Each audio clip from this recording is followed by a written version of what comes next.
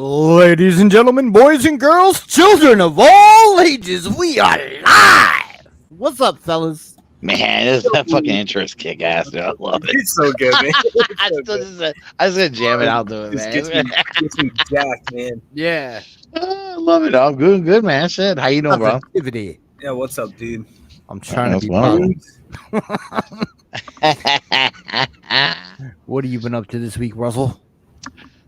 Fucking boss has been running me ragged. Typically. That's all they do, man. Running me ragged anymore. It's like, Are they do this, do that, do that. Fucking travel here, travel there. I was gonna say, are you still doing that? No, I may have to go back up there in December. So only for a few days though. So maybe I can avoid it. I don't know. We'll see. I'm gonna try to see if they can if they get somebody else, but yeah, most likely I'll be my boss goes, hey, they can't get anyone else. Are you okay to go up there? That means they're not going to look for anyone else. That's exactly what it means. You know what I mean? Like that's probably awesome, dude. We'll try, and then they'll hit you back up in a week and be like, yeah. That's it. So I'm like, fuck it, I'll go up there for a few days, whatever. But yeah, that's Thank it, you, man. Wolfie. Thanks, Wolfie. Yeah. Wolfie. That. Y'all talking about jobs? Shit. Well, I got excited. I got excited today because I got some shipment notices from Amazon. I'm like, all right, some shit's coming in, baby. Got some G.I. Joe classified coming, and good. I got a Marvel Blade figure coming. I'm like, all right, yes. That new Legend looks pretty decent, man. It looks alright. I watched the review. More looks so and good. and the guy doing the review was bitching about the arms not going down like straight by his side or whatever because of the jacket. I guess is the trench coat blocks them from going down. But like usually characters like that, they make their arms so buff. I find I think that the muscles and shit get in the way of the arms going down anyway all the way. I feel like McFarlane does a good job of avoiding that with the ball joint that connects into the chest. Right. So like a little bit wider. Yeah, and maybe that's what they should have worked on with that. But they put out, man. So like, I'll talk about this for a second. They put out a Superman that comes with crypto. I don't know if you saw. Oh, cool. Okay. But, I haven't seen it yet. They used, so it's like a normal size like Superman head, but like with a mullet, like so. And it's one of those things where like they have like the cover art that they base the figure off of, like it's a card packaged with the figure. Right? It makes sense. They used the Dark Knight Returns Superman body, which is like the biggest, buffest Superman body, and the head looks like comically small on it. But it also doesn't look like the art that's included, that's on the card in the package, right? So it's like one of those things to me where like I was like they put it on their Instagram, and I was like, why would they choose this body? And people were like, oh well, it's Superman looks like that in the comics, and sometimes I'm like, but not in the picture that they chose to. Yeah. And it's not a thing of, right. It's not like a question of constraints of, they only have this one Superman buck, and it would make sense for them to use it. They have 4 or 5 of them, and they have a bunch of like slim buck bodies that they could just onto. And it's like the thing. It's not. So it's like, to me, it's just like bad choices. It's like absolutely it is. Like I feel like they always just like find a reason for them to be clowned, man, and it's like of their own doing all the time. Yeah, because they have the ability, just like you said, right? Yeah, exactly. Like they have the ability to make a great figure. They just choose the wrong shit to use at any given time. I will say I've seen more photos of that Wonder Woman. I even like posted in the MPSP chat. Dude, that thing looks so good. It don't look as good as Power Princess. No, so that was the thing I said in there. Like, it's not like, again, this isn't of McFarlane's doing, but like because Hasbro is pretty much all pinless now. Whenever I see like pins in the elbows and the knees, it's an eyesore, man. So it's like, it's just like keep up with the times, guys. Like, they need to get on board with that because it's not. Yeah. you don't use more plastic to be pinless. It's the same. It's still one. It's actually less plastic if you do it pinless, because if you have a pinned arm, Right. Tricep down is the bicep, the upper arm, the elbow piece, the forearm. So that's 3 pieces of plastic plus the 2 pins. So that's 5 pieces of plastic. Pinless, it's 1 elbow piece with the pins built in. Right. Like upper and lower arm just wrap around, and then lower arm. So it's 3 pieces, which is less tooling, which is the most expensive part of toy production. So it's like it looks better and it's cheaper. But somehow they're it's So ridiculous. I don't know what the and obviously Right. I imagine their molds and things are probably like, I wonder how far out they are, of like we have the design versus when it goes into production. Because I'm sure it's not like they can just flip a switch, hit up the factory, and be like, "Hey, stop! We're gonna do it differently." I don't know. I don't care what I do. Said that blade's got a fucking head sculpt that looks badass, man. He's got his mouth open, he's hollering, and he has fucking fangs. I'm like, dude, I'm in. Yeah, that's all. Dude, if it was a Marvel Legend, I would have been all over that Diamond Select blade. Oh man. I didn't know That Diamond thing Select was- did a blade. No shit. Did they It's- really? Good looking too, dude. Oh man. Oh my gosh. I can only man. imagine, because Diamond Select has gotten so much better than it used to be, and now they hit on sculpt Oh, yeah, I'm and looking at it right articulation. now, man. Yeah, it looks good. I wonder if that's probably one of those things where you could like do a height mod. But I'm looking at this right now. I feel like you could get like, for if you want to make this exact figure, you could get that G.I. Joe classified. What's the dude with the different faces? Zartan. Zatarans. No, I'm just- Zataran. Yeah. Zartan. I feel like you could get that same figure and make this blade right now. And Probably. Probably. Yeah, He said looking at it, you Zatarans. could. he's got like the armored chest and torso, Yeah. and then just like generic, camo, and then go to fucking eBay, go to GPS lot, and get you like a good wired cloth soft goods trench coat. So that's what he looks like, Russ, Yeah. right here. Oh, that looks tight as shit. Look at him, man. Oh yeah, that's good looking, man. I love the fucking head sculpt. Looks good too. Does it have multiple heads or just the one head? I believe it's just the one. Yeah, that's great, man. That's good. I've already got one. I got the first Actually, Marvel there's Legends blade that they two did with right the Marvel there. Knights. There's a closed mouth one. That's good. It's not bad, man. I'm telling you, man. That's kick ass shit. Good for them, man. I'm telling you, that Diamond Select stuff's come a long way, man. I'm telling you. Yeah, I still wouldn't collect it for the small stuff, but Yeah, I because they know. don't make enough, Yeah, That's the big thing is like they might come out with like 4 or 5 Marvel figures a year.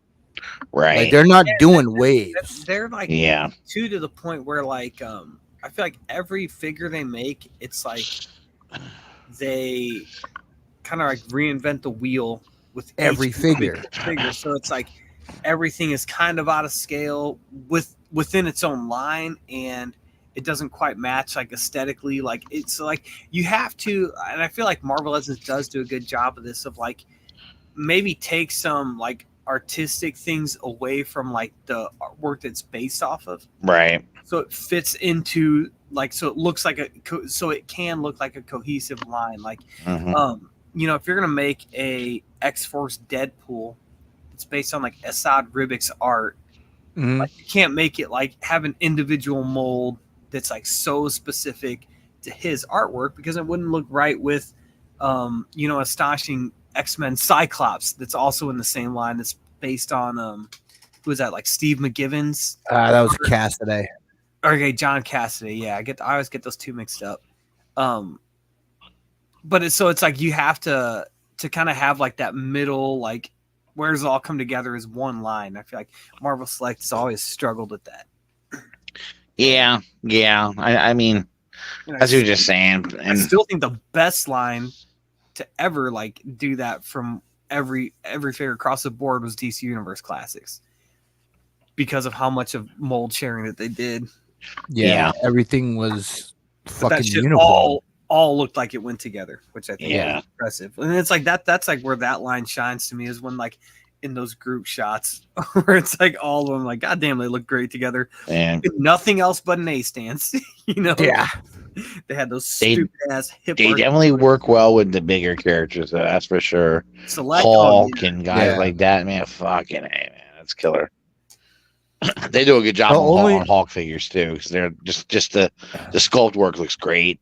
I mean, The the only Hulk, one I've seen people argue about is Juggernaut, and I'm like, how, like, I understand. Juggernaut was a big motherfucker. people, I mean, why are people are bitching? saying, because people say that they like to build a figure better because of the posability. Yeah, but see, with Juggernaut, how much posability do you need? He's a big motherfucker. He just needs a. I mean, it's not like he was getting dynamic. It's like he was doing dynamic superhero fucking Legends, poses and shit. No. The select Yeah. one like sculpted and painted well enough. Where Yeah. it's like, okay, here's a trade off.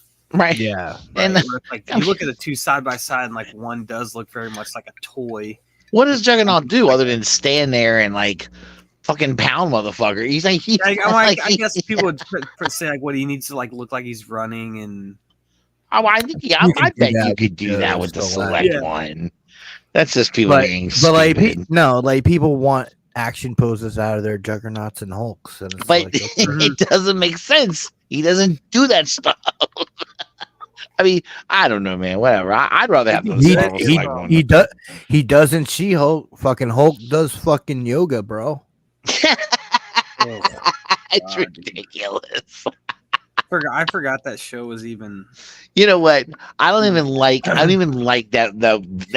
look for the Hulk. Thing I like It's the fucking least about retarded. that show is it has a female lead, and that's it. Yeah. That's the only bad thing Nothing about else. it. Yeah. Everything else is great, but if that show had a male lead, it'd be perfect. Mm-hmm. Keep everything else the same. They ever since when they did it in the ruining my TV time. And again, that's why the Marvels isn't doing well. Yeah. If it was three male characters that I didn't care about, then I'd like it. In a franchise that is on the deepest part of its downward trajectory, then everyone would be. We usually bullshit a little more than this, but there was a couple of things that I just thought of with this conversation that we were talking about and shit we talked about last week. So you were talking about the Marvels not doing well, right? Yeah. Okay. Tom Brevoort, for a very long time, was the editor-in-chief at Marvel. He is now over the X-Men, I guess. He's the X-Men group editor, I believe. He is no longer the editor-in-chief. But anytime that there was a complaint about the tone of Marvel Comics being too immature, not being serious enough, Tom Brevoort would tell everyone that, well, the comics aren't made for them; they're made for children, and that they need to grow up and enjoy. If you're an adult enjoying these things, that's great, but they're not made for you. This is not your, medium. So then we get shit like the Marvels, Right? And we get that's a tough thing that he said because one, I disagree. I think even back into the 90s, kids were reading comic books, but I feel like adults were too and were enjoying them. And I mean, dude, like if you walk into and I'll say this all with the preface that like I don't think that kids aren't reading comic books. I think they are because I have and I only have like my experience of like my local comic book shop and my son, Sonny, who's like into reading stuff, but like he wants to read manga. Right. Same with my kid. I feel like that's what younger kids maybe just for whatever reason gravitate more towards. And when I go to like my comic shop and I'm going there to buy cards mostly, but like I look around and it's like people who are buying Lucy's off the wall are my age and older. Yep. And if they're younger, if they're kids, they're buying manga.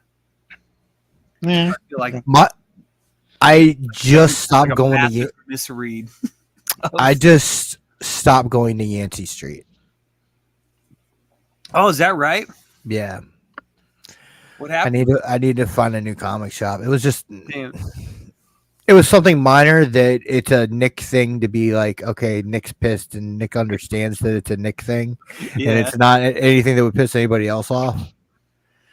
But I need to find a new comic shop. And like, that's what I would notice is the comic shop was completely people my age because there were no cards in there. See, that's the thing. I think if you want to anymore survive as a comic shop, you have to do the game shit and do it heavy, man. Because like mine, they have something every night of the week. Now the first Miss Marvel, no Captain Marvel, sorry, in calling her Miss Marvel is not disrespectful because that was the character's name at one point in time. Right. You know, I'm not trying to.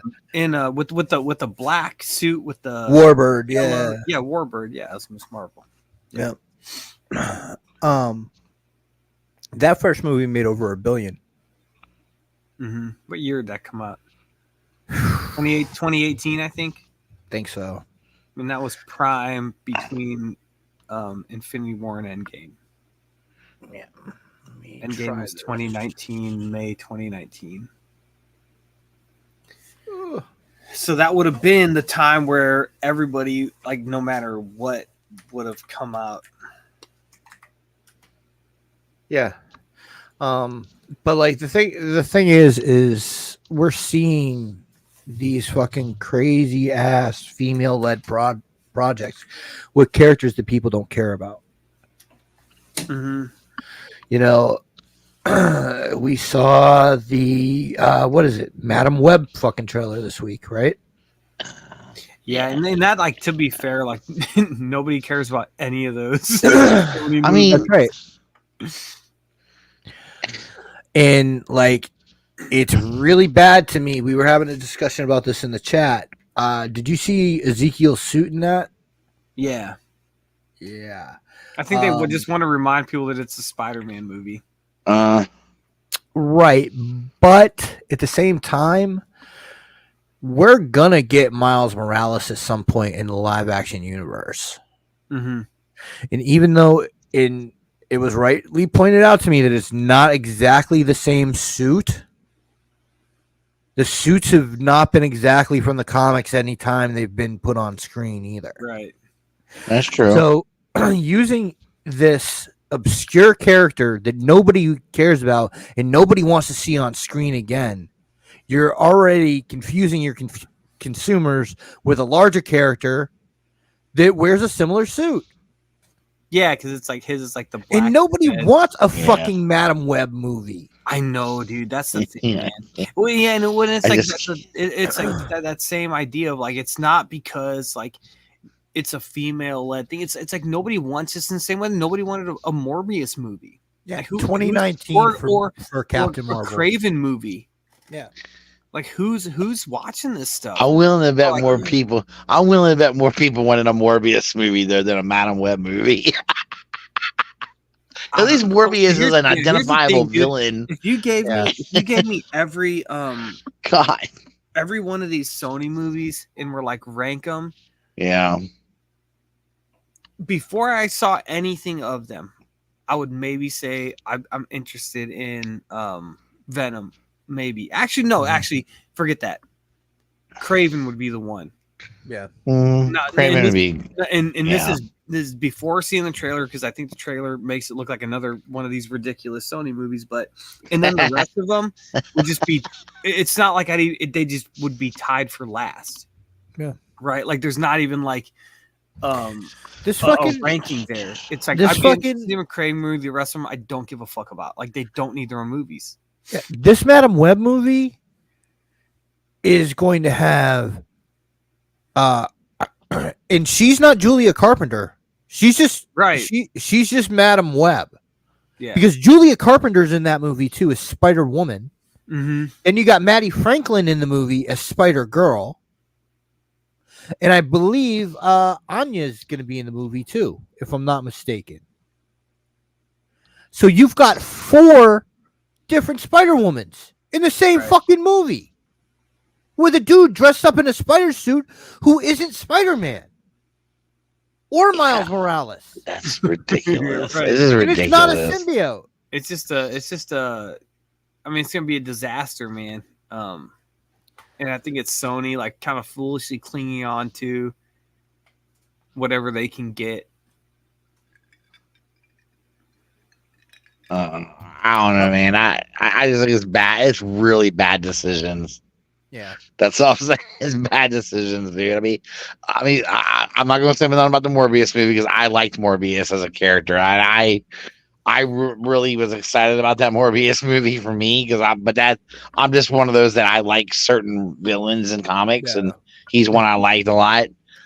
But man, when I saw the movie, I was disappointed. I couldn't get through the first 10 minutes. Yeah, I haven't watched a minute of it, and I never will, man. Oh, the Morbius movie? Yeah. I watched it, and I was.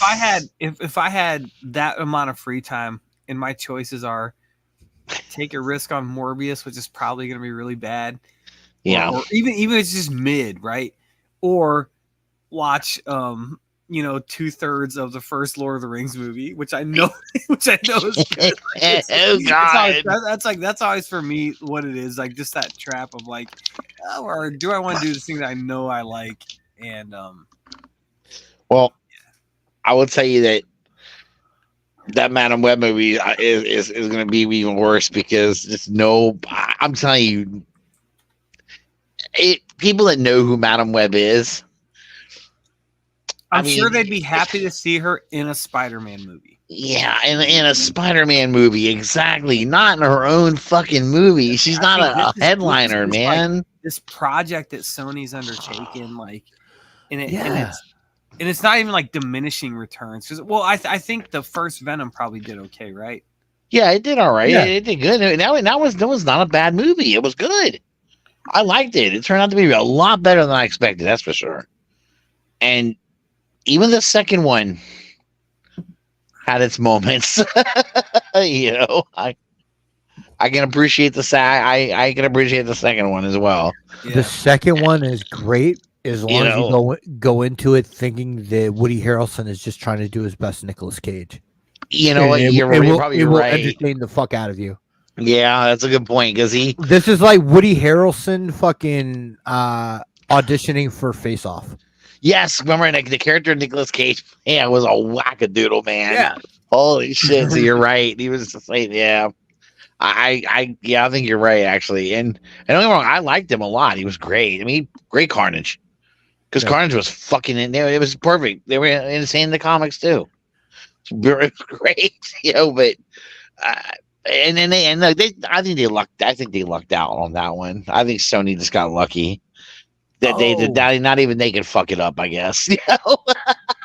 Dude, I forgot about the fucking Madam Web movie. Yeah. You know who it's not a spoiler because it's the fucking plot point of the movie. You know who they're supposed to be protecting? Who? An unborn Peter Parker. Oh, is that right? Like in another dimension or something, or in this dimension, I guess. In this dimension, whatever fuck it is. Because I thought wasn't Madam Web supposed to be like a multi-dimensional character? I mean, some shit like that, and she's got some time travel powers that she can go across the web of life and all that shit. Right. But Emma Roberts is in this movie, and she is Mary Parker, and I forget. I can't see it on IMDb, but they have cast Ben Parker.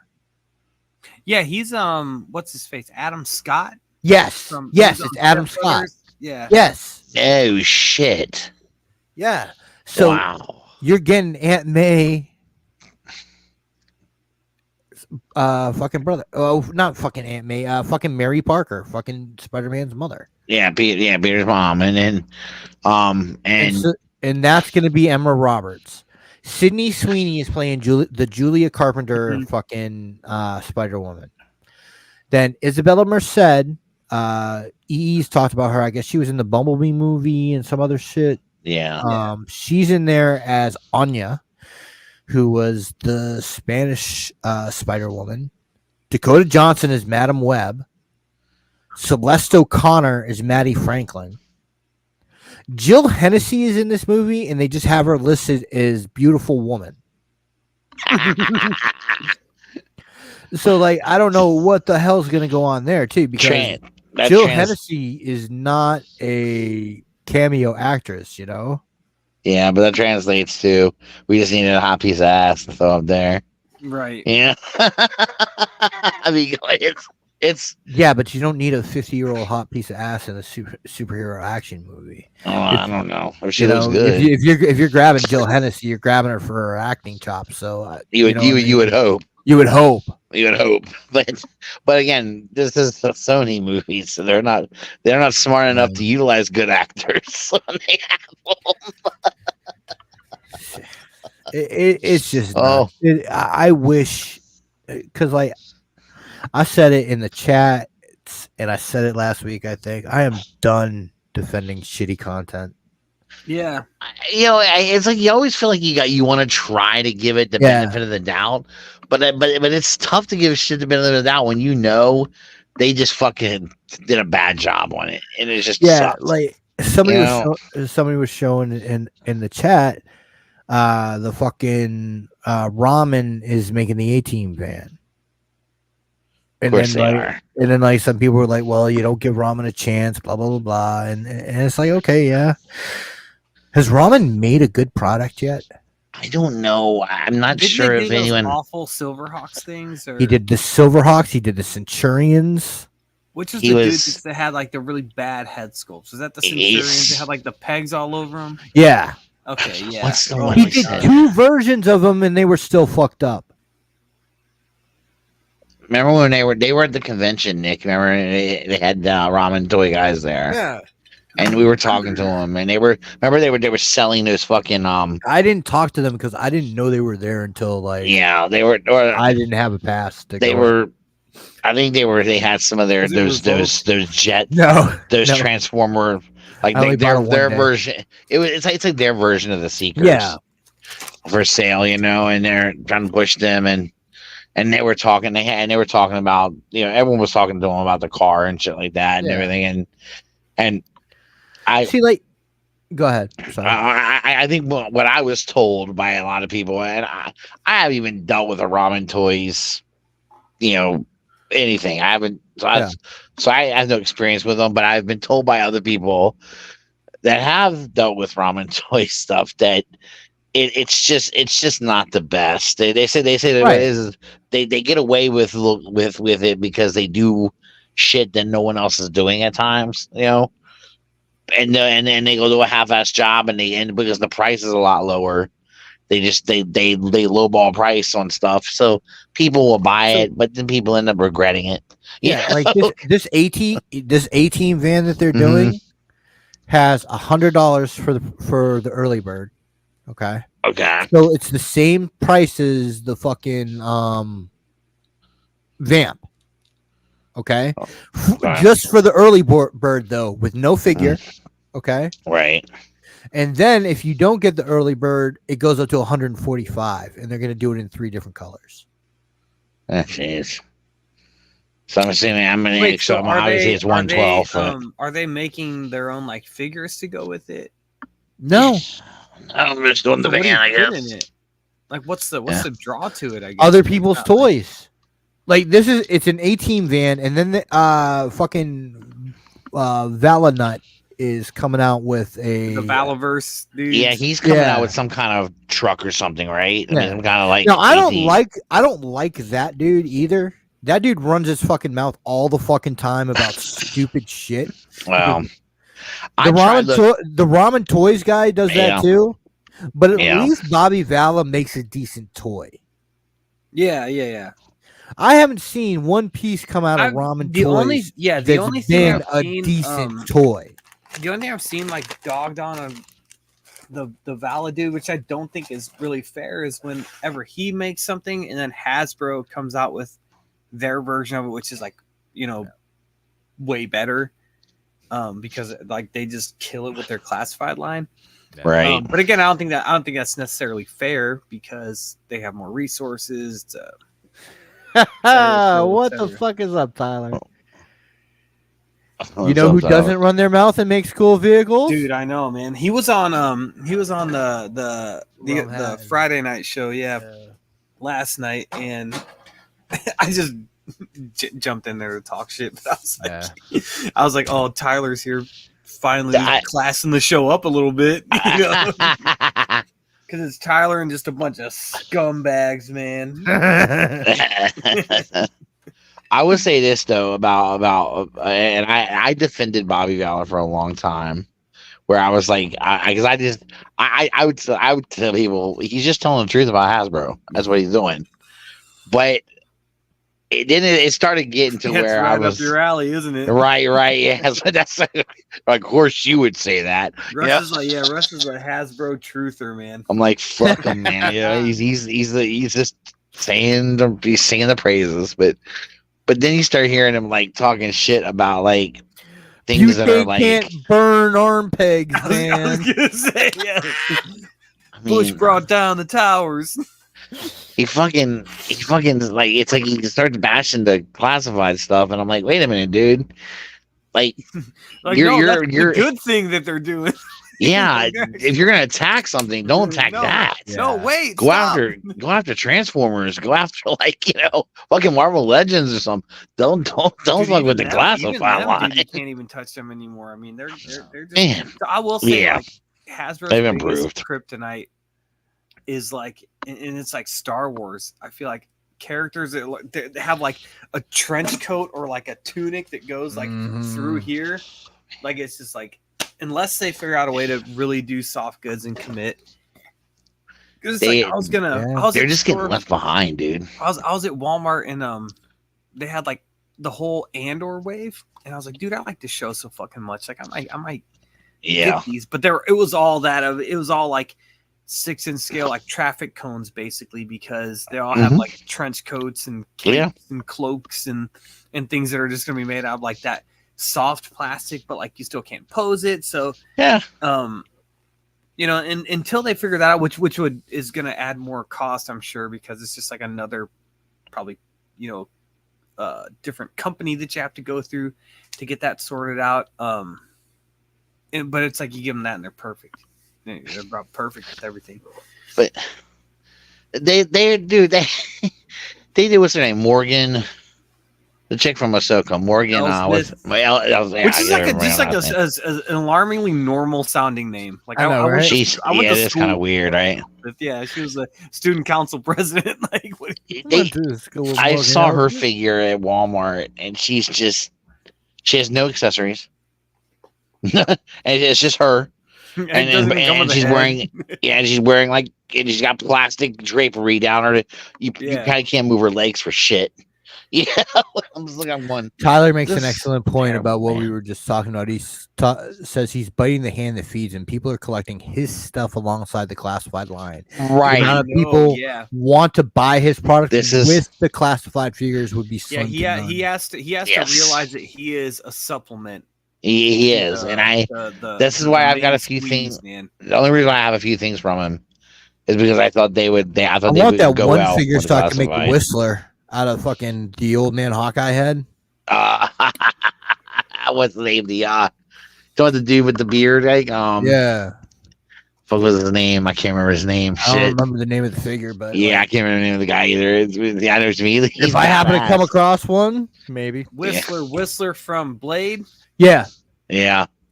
I think we can. That was Chris Christopherson. For Wolfie of the old same dude, man. Yeah, and the animated version of Whistler, he was younger.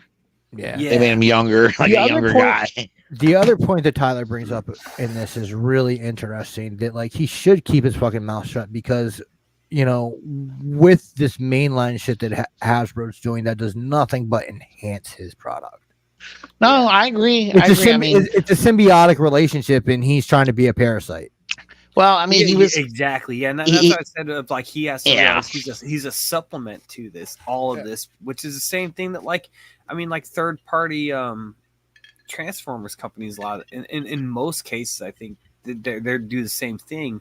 Yeah, that they're supplements, unless there are instances where like they put out, like, I think like some of these like I don't know the names of them, but like some of these like third party like Optimus Primes, I think look better than like the Takara version of them, and like have less kibble, and they're just kind of like less clunky looking. Well, right around the time MP44 was coming out, it was a question of MP44, Transform Element, and Magic Square. Yeah, and then like Magic Square came out with like their second version, which is like painted and like looks better and like has less kibble, which came out a couple years after that, because I think that came out like within the last couple years. But yeah, I mean like there's rare cases like that where I think, but I think the most part of it's like, yeah, like why are you running your mouth like this, man? Like I think he I'm sure he just probably has a bigger ego. Well, I think what I've always felt was that he had he was fired, wasn't he? Yeah. I thought he was fired from Hasbro, and I think he seems like he has an axe to grind with Hasbro. And I got an axe to grind with Hasbro too. And they made shitty stuff for years. That's my axe to grind. His axe to grind, obviously, is that he didn't. But it's like he got dismissed. It's like they're this toxic YouTube cabal. You know, man, I'm sure they all. What's articulated ninja guy or whatever? Like, they probably hardly ever encounter like differing opinions, so it's just like more what was it that and that's the thing with like bad intentions and everything. Yeah, it's all the same. They have it's like it is their own echo chamber of shit. Yeah, right. But it's so funny because it's like I agree with that. It's like the why is he bash the classified stuff when all it does that's making you money, dude. that makes people want to buy your shit too. And then like I said, by the way, guys, I bought a classified Sergeant Slaughter, by the way, and I was ripping on that fucking figure to myself, right? Compared to Bobby Valla's Sergeant Slaughter. But I gotta tell you, I do like the head skull better. I was comparing them. Kill you the next time I was comparing them, and I looked at it and I argued. This whole fucking summer, me and him have been going back and forth. Yeah, Bobby Valla's Sergeant Slaughter looks more realistic, Mr. Magoo looking motherfucker. Yeah, I thought I was looking at this. Well, what is his head sculpt looks like Sergeant Slaughter now. Like old, more fat-headed, you know, no hair. This dude looks like Sergeant Slaughter, like from the fucking G.I. Joe. And I looked out and said, damn, I can see why people like this motherfucker. He's cool looking. Speaking of Sergeant Slaughter, did you see him get called out on Twitter? No. What happened with him? Lacey Evans is no longer with the WWE. Okay. Lacey Evans is a Marine veteran. Yeah, she actually served in the Marines. Yeah, she did. Yep. She called Slaughter out for never valor. Having been in the military. Now we talked about this a few months ago because it did come up before. He's like, Sergeant's just like a thing you missed her. But like that's the thing, like that's a character. It's a character. I know. I mean, so to me, it's not like. To me, it's not. What is it? False valor or? False valor, it's not because he's not taking. Valor. He's not used. Valor, thank you. Yeah, but like, it does ride that line uncomfortably. Well, especially when it's called out by someone like her. No, it doesn't, because here's why. It's a character. It's not like he's going around collecting veterans benefits and shit like that. It's not like he's going around getting the veteran the military veteran discount at fucking Golden Corral. Give me a break. I guess it is like. But he does dress in military fatigues and a fucking drill sergeant fucking hat. I dressed in military fatigues when I was a kid. Does that mean I was stealing fucking value? No, but you're not presenting yourself as a character. I pretended like I was a soldier, man. Laid down in the fucking dirt, shooting my little toy gun. You're a little young kid, dude. Yeah, you fucking know the difference. I'm just saying. I think it's bullshit. I think it's nitpicking. And Lacey needs to shut the fuck up. She's a little washout bitch. If she was about a pro wrestler, she'd still have a fucking job. Oh, I'm hurt. Oh, I'm pregnant. Oh, you stupid bitch. Oh, I'm pregnant. Oh. Yeah, man. Don't get knocked up and be out for over a fucking year. And then come back and get mad because the crowd hates your ass. No matter what you do, you can't get over. because you suck. Nobody likes you. Dude, I liked Lacey. Man, I got annoyed when I hated it when they had her going up against fucking around with Charlotte Flair. Yeah, that bitch can't lace Charlotte Flair's boots up. Get the fuck out of here. I was so aggravated. Again, they try to put her up way too fast. She's not. She's got some talent, but she's not. It's like she's not talented enough. She had everything. She was brought in the McMahon era. She had everything that Vince wanted. She's tall, she's blonde, she's gorgeous, and and not only that, titties. She's built like a brick shit house, and could actually wrestle. And could actually wrestle. She's actually a really good worker in the ring. That's the one thing I can't give her. She's a good worker. You know who would have been better? She would have been better than Toni Storm in this new gimmick.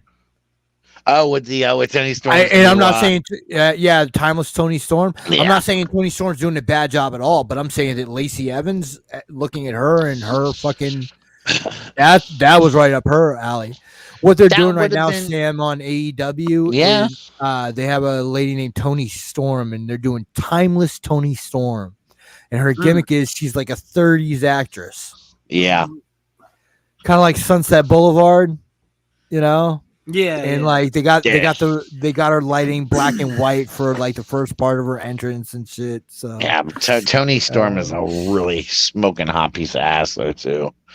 That chick looks everything they do. It just accentuates her. God damn. Is that Tony with an eye? Mm-hmm. Of course. How did I guess? That's naturally. That's the way to do it. Okay, yeah. Strippers are wrestlers. I get it. Yeah, I get it. She was. She's a good in-ring worker as well. But I don't know.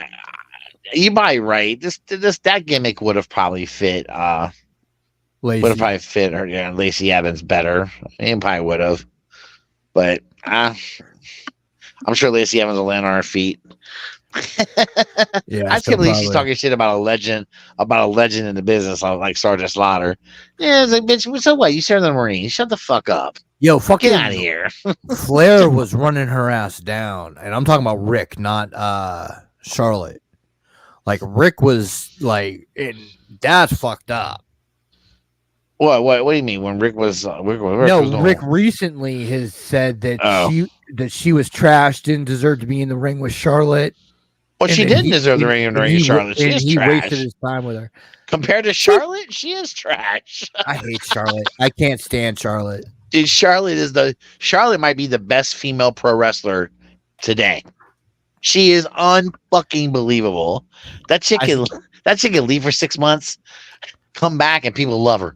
She can do no wrong. She's a hell of a worker. She's athletic as shit. You ever seen a girl her size go up to the top rope and do a fucking backflip on the top? It's insane. All I keep thinking is, Jesus Christ, those titties are going to hit her in the face. Oh my God. Do you want to hit that later tonight, Sam? Yeah. Okay. But dude, I like Lacey. I'm sure you do. Lacey's okay. But, dude, when you say Charlotte's one of the best, like, I'm not saying. I didn't say one of the best. She may be the best. I can rattle female pro wrestler right now. I can rattle off at least five to six that I like better than her. Okay, but all right, that you like personally like better. I get that, right? But I mean, can you out of all these, can you say are any of them a better worker than her? Mm-hmm. Bullshit. Becky Lynch. You might be close with Becky Lynch because I think Becky Lynch is the only one that's close to Charlotte, in my opinion. Rhea Ripley. Rhea Ripley is up and coming, but I still don't think she's as good as Charlotte Flair is. She's better in the ring, and she's a more dynamic. I don't think she's better in the ring. I don't think she's better in the ring. She will blow Charlotte away on the mic. That's not true. I think they pretty much can. Charlotte's one of the worst promo. Charlotte is one of the worst promos in the women's division. Nah, that's not true. Charlotte's great on the mic. No, it's not. It's great on the mic. I cannot stand anything about her. Well, obviously, like you're letting personal feelings get in the way. I can't believe that you would say that she's better in the ring than Rhea Ripley. I think Rhea's great in the ring. I just don't think she's as good a worker as Charlotte is. So I've seen you don't Charlotte. think she's as good in the ring as Charlotte? I have seen Charlotte. I've seen Charlotte, more of Charlotte. I've seen Charlotte do matches that were unfucking believable. I just haven't seen that from Rhea yet. Enough, not enough. Rhea hasn't done it long enough. I wish Rhea all this success. I just want her to play Wonder Woman. Hell yeah. God, she does have or the at least somebody, somebody that jacked. I will say this, Nick. Her frame is unbelievable. She's an athletic powerhouse, and she's good looking. Shoulders and back, dude. Yeah, she does. She's got it. She's got a real good. I mean, here's one for you, and you're gonna shit all over it, but I think she's better on the mic, better in the ring, and has had a longer career than Charlotte. Yeah, Rosemary. Oh, Rosemary's on. Yeah, I don't think she's better in the ring, but I think she's better. Definitely before better her injury. Well, okay, before her injury, I'll give it to you. Before her injury, not now. But before, when she was younger, yeah, I was. Rosemary was unbelievable, man. She was top notch. She should have been in the WWE. She shouldn't have been wasting away down where she was. It was bad. How about Dr. Britt Baker? No, I don't think Dr. Britt Baker can hold Charlotte's boots. Britt Baker can get the fuck out of here. Go work on people's teeth. Get the fuck out of here, bitch. You're crazy. She can't do that. She hasn't reached that point yet, dude. She's not. This is going to be an argument we come up on 6 months later. And Russ is going to be like, Nick. No. Look. I like Britt Baker. I'm fucking around. I do like her, though. I do like her. I just think that Charlotte's better than her. Yeah. I think Charlotte is the best female pro wrestler in the world right now. She's just got everything. She's got everything. Everything fucking comes up gold for her. She's great. She doesn't need a title because she's so fucking good. She doesn't need a championship. Doesn't need it. It's and she's not. And what's funny about her, she doesn't lose matches to put youngins over. See, like Bailey right now, they got Bailey putting people over, dude. They got others like Becky. Becky's been losing matches to put younger wrestlers over.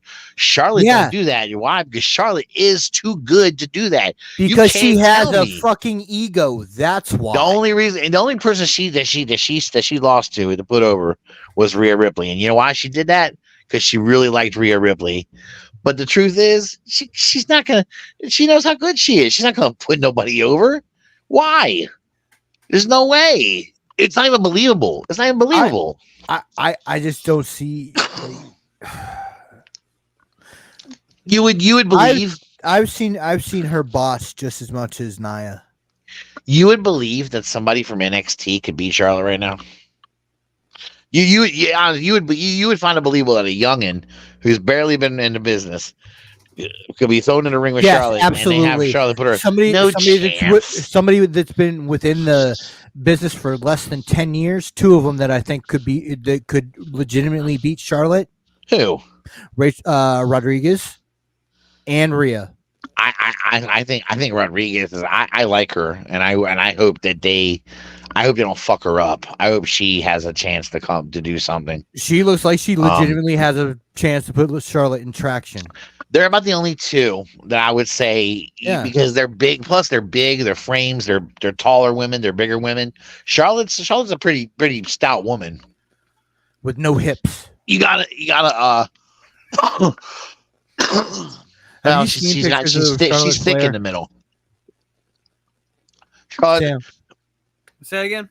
You seen pictures of this woman? Oh yeah. Dude, her hips are like fucking rulers. She's just short. She's thick. She's just thick in the middle, man. And she's just not. She don't have the curves that the other girls do. She's a thick girl, man. But that's because she's athletic, and she doesn't. She also doesn't get hurt as much as the other pro wrestlers do either. Testosterone. But to each his own. I can respect that you don't. Anna doesn't like Charlotte either, so I can. Anna hates when she wins a match, and it's like, fucking bitch, I don't like her. Let me hit this X-Men thing, and then we'll go to the thing in the chat. I'm looking at pictures right now, man. Now, the one creepy thing about Charlotte, she looks too much like her dad. Does have this this is You're right. Yeah. Yeah. Oh yeah. She's very straight. She doesn't have any hourglass. She looks curvature. like a teenage boy. She's very, very curved. She doesn't have any of the She's a little curvature. bit more yoked. When she was younger, she was a lot thinner, and she did have a little bit more of a body. But she's not like before. It's like after she became a pro wrestler, she thickened up everywhere in the middle. It's weird. I'm freaking what out happens- on my phone. I'm arguing with people on. Hey, she's a workout fanatic, dude. That's what happens when you start taking tests. Sure. Is that right? Sure.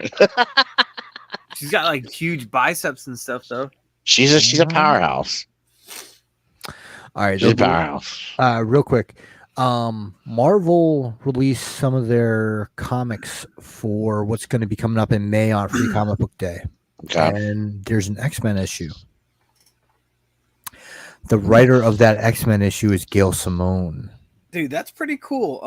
Gail Simone. I know she did Bat Woman or Batgirl. Batgirl. I thought it was Batgirl. Yeah. And then Secret Six. Secret Six. Yeah, that's what I was gonna say. Secret Six. Oh, I never saw Secret Six. I never read Secret Six. Secret Six is one of my favorite comic runs of all time. DC, Oh, shit. Catman. Her Batgirl is my favorite Batgirl of all time. Yeah. I love Gail Simone. Highly regarded. She did some. I think even TV. Agent stuff. X. She did some episodes. JLU. Of Arrow, I think. Yeah. I think she did do some episodes of Arrow, and she did a couple of episodes, I think, of the Justice League cartoon. And one of the ones she did was the double date with the Question and Huntress, and Green Arrow and Black Canary. No shit! That is really a great cool. episode. That's cool, dude. Gail Simone is. That's cool. Just absolute, in my opinion, like comic book royalty, man.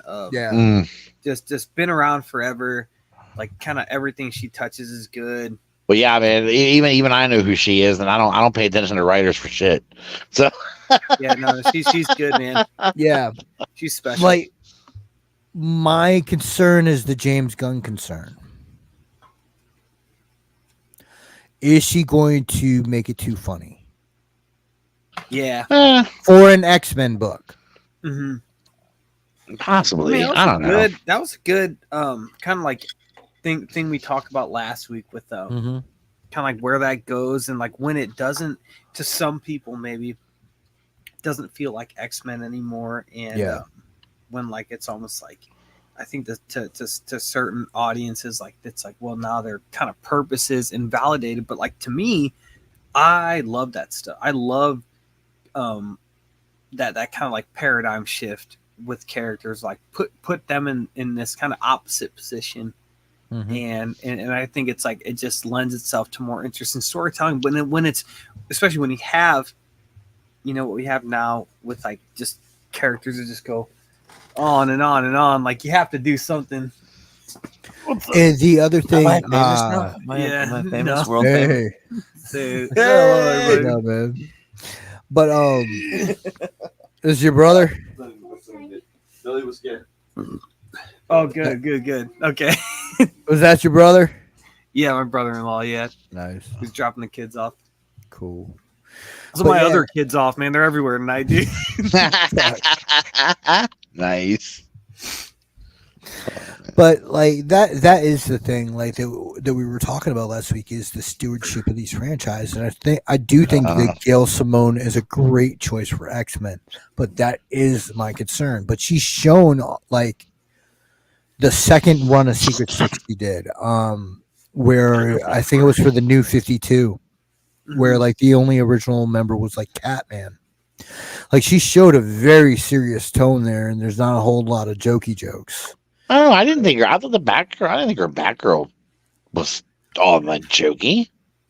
It had humor in it, but it took it seriously enough, and like it really like was that the one where like where it was like the was it James Gordon or like the other? Yeah, she was like the serial killer. Yeah, she did that. The first little bit of it dealt with her having PTSD. And like, as somebody that suffers from PTSD, that was a huge deal for me to see in a comic book. Like that was because like most of the time it's a soldier. You know, it's if you see some depiction of that, and to see that it was somebody else, and it may have been a girl, whatever. But like there were things on that page that I saw. Civilian though, right? Like, civilian. Yeah. Yeah.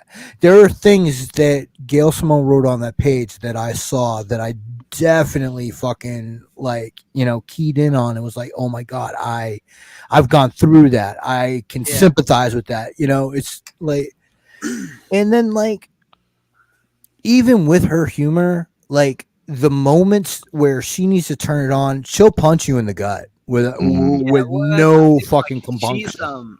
She's a writer who I think like whatever she works on, it's like it has heart, which like to me is like you know, with humor or not, whether like you can have humor and also have heart. You can also not have humor and have a ton of heart too. Sure.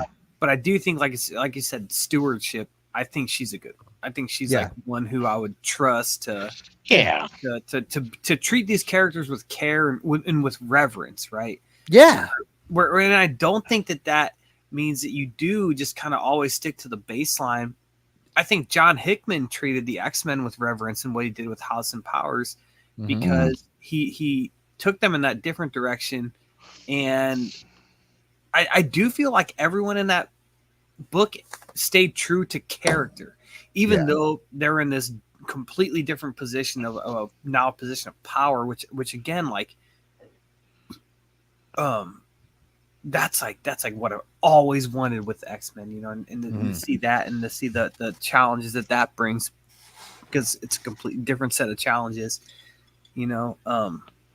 But again, if everything stays true to character and you just kind of commit to taking risks, and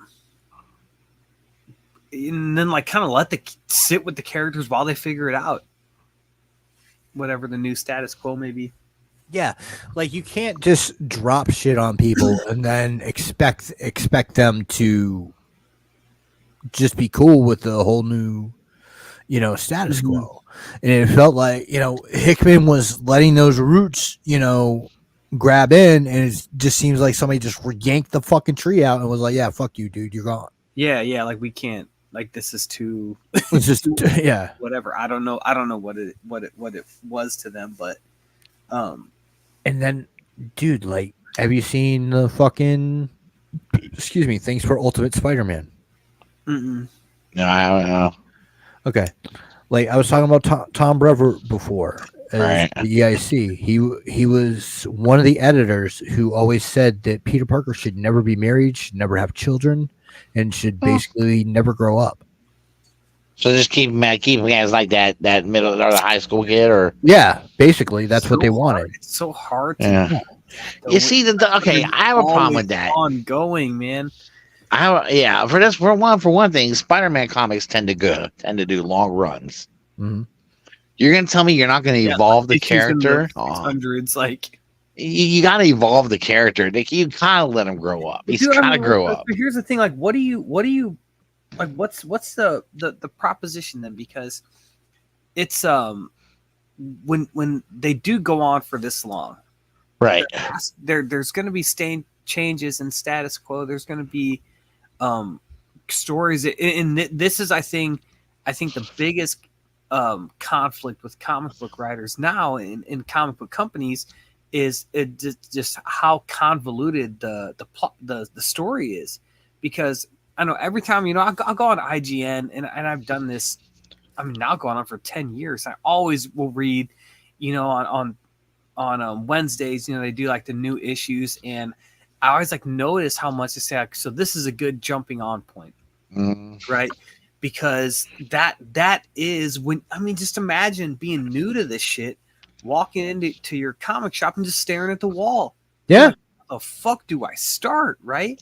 So it's how do comic companies approach that, and like, should the approach be just like it's all just ongoing for ever and ever, or do we just do short runs maybe? And we had, you know, because I know there's some criticism with the New 52 in 2011, and then Rebirth. What was that? 20? I think it only went like 2 years, didn't it?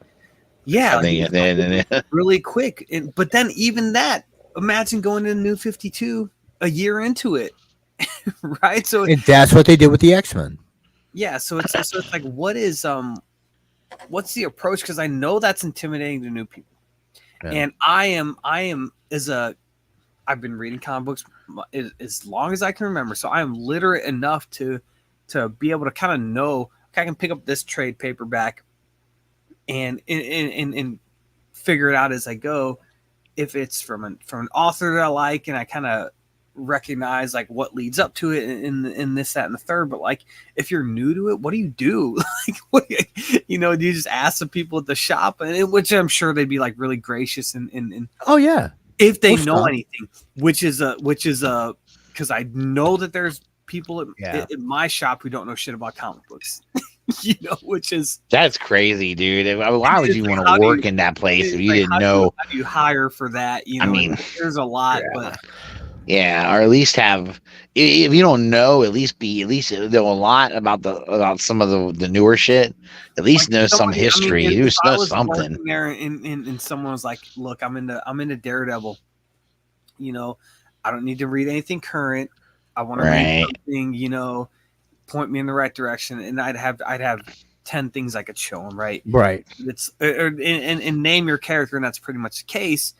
Thor. I'd be like, okay, let me point you to Jason Aaron's God Butcher stuff. Like, it's really good. Yeah.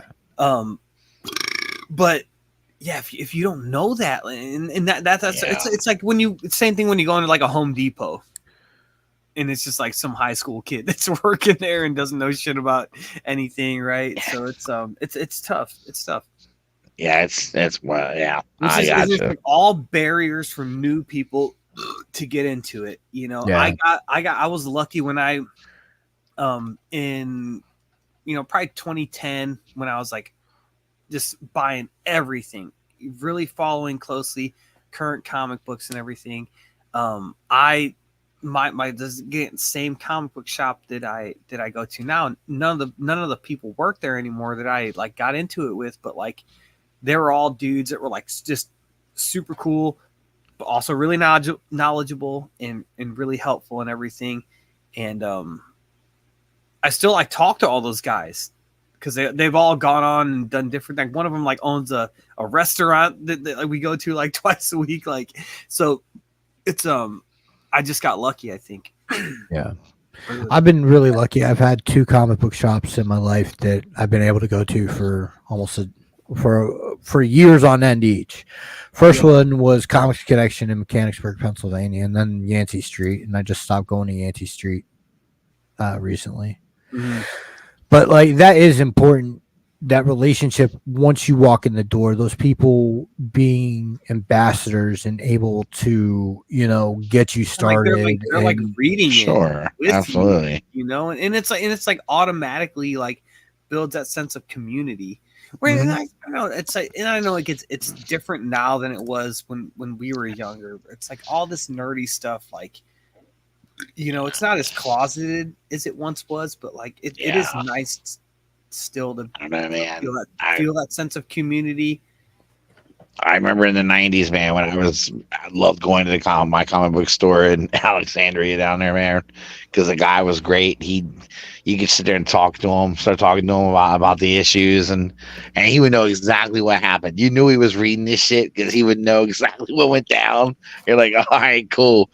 And it was fun, man. It was so cool to have somebody who, had opinions on where the story should go and things like that. I love talking to him. It was good stuff, man. Yeah, I'd go in there and fight with him all the time too. Yeah. I loved his opinions. I mean, I didn't always agree with them, but I loved his opinions on, I know when I was into the whole LeBeau brothers saga and Spider-Man, he was like, I think werewolves suck. And I was like, I almost was like, fuck you, dude. I like them. And whatever. You know what?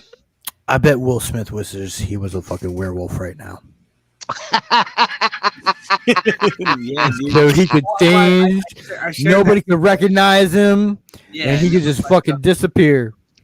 it was like it was in a dressing room or something somewhere. Like somebody walked up and he's just getting boinked by like some male co-star. Oh no, it was in the trailer on a movie. Yeah. And this dude, like, okay, first of all, this is all alleged because this Kiki lady that's doing the podcast with Brother Bilal. Right. Yeah. Right. It's like yeah.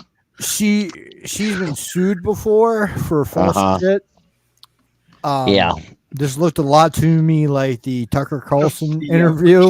Yeah. Where the dude said that he watched Obama get plowed and snort coke.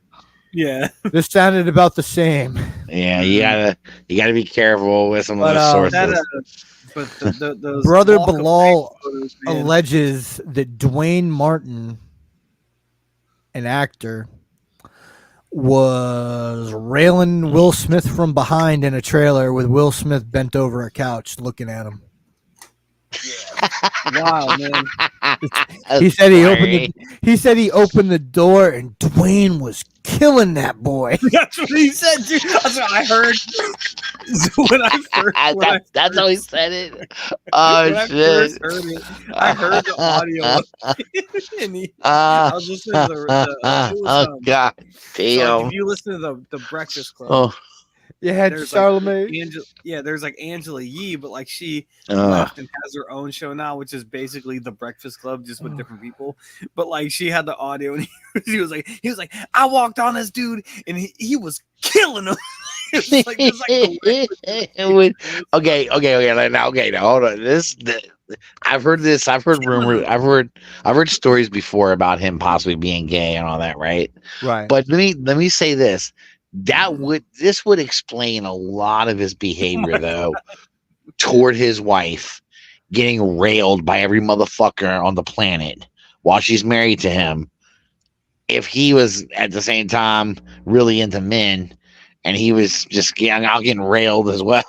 Oh, Jada went on the Breakfast Club.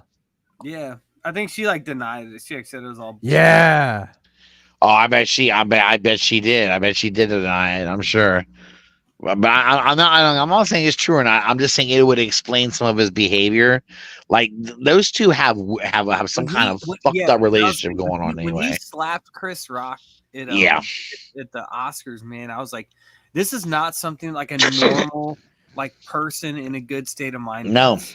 No, it's not. He did it and he was like smiling. You could tell he was embarrassed. Like, and that's just like all the signs of like a toxic relationship. Like, absolutely, you're on that stage, and even if they're like he's like busting on Jada or whatever. Like, you guys are millionaires. Yeah. Like, you guys have like millions and millions of dollars. Yep. It's like, he ain't say anything all that bad.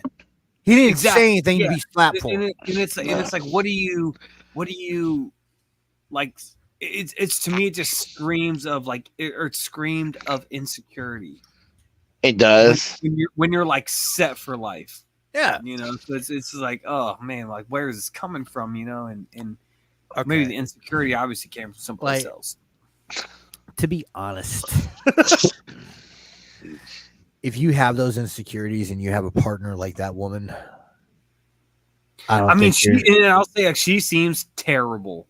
That's the thing. Like she seems like one of those people that if you have some shit in your closet, she's gonna throw it all out and stomp on it just so everybody knows. Dude, she was banging a motherfucker that was around the same age as her son. It was her son's friend. I mean, she had an entanglement, right? And then, fucking Will did an interview a couple weeks ago before this latest thing came out, and said that his son wanted to leave the house after this whole August thing and basically lost all respect for him. Yeah, wow. Dude. So like, and I saw it was to do with that August thing, and then that movie that they he like wanted to be emancipated. And dude, I've seen, and like this I've come across this video a few times of Jaden Smith, and like he says shit that like a 17-year-old would think is like super deep, but he's like 28 now. You know what I mean? Yeah, like, yeah, he's up there now. Yeah, he's such growing ass. like so kind of just faux like intellectual. Him exactly and his sister. like he's so just boring, and he was like, well, he's like, he's like these public schools, they have bells. He's like, but you know what also has bells? Prisons do. And I'm like, you fucking don't. You've never been in a public school. Like you are like the most privileged. Guarantee you, he kid in America. Never So, like, never have those feet touched a public school. Yeah, like you can't talk to anybody, black, white, male, female, immigrant, native born, like about anything about like their upbringing or anything like that. Like you are of the silver spoon, dude. And yeah, like, really. As far as prison goes, he spent less time than Dominic Mysterio. That's what I was gonna say earlier. He does sound like Dirty Dom, don't he? Yeah. Like he just has like that air about him. Like it's just like this, like shit. Like no, this is this deep. That Kanye fucking air, like where I'm a fashion icon. Yeah, and it's like that, and it's like they have like the fucking, like Che Guevara poster in their dorm room, you know, and they're just figuring it all out. Their eyes are the first time. Man, I wish I was 20 years old again. That is so funny. Do everything. Woo! Talking some crazy shit like that. It's like, motherfucker, what do you know about a public school? Yeah.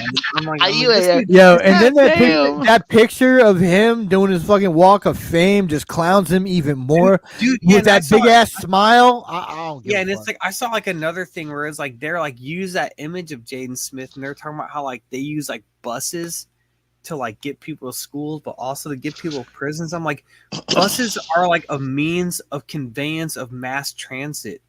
So like, it's just the thing that works the best, right? So it's like it's not like there's somebody in Washington somewhere like no, we're gonna get all these fuckers on buses because we take buses to prisons. Like no, they're big vehicles that can transport large amounts of people all at the same fucking time. Like there's no conspiracy to it.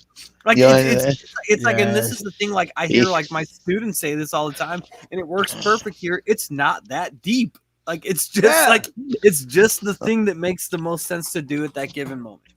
Like that type of shit. Like he's never gonna grow out of it because he's never gonna be forced to grow out of it. Like he's never gonna be forced to grow up. He'd be like, he'd look at you, Sammy, he'd go, "Oh man, I disagree. Can you imagine all those wheels." Yeah, he's like all those wheels. Yeah. Yo, that's what we need to do. Fucking crazy.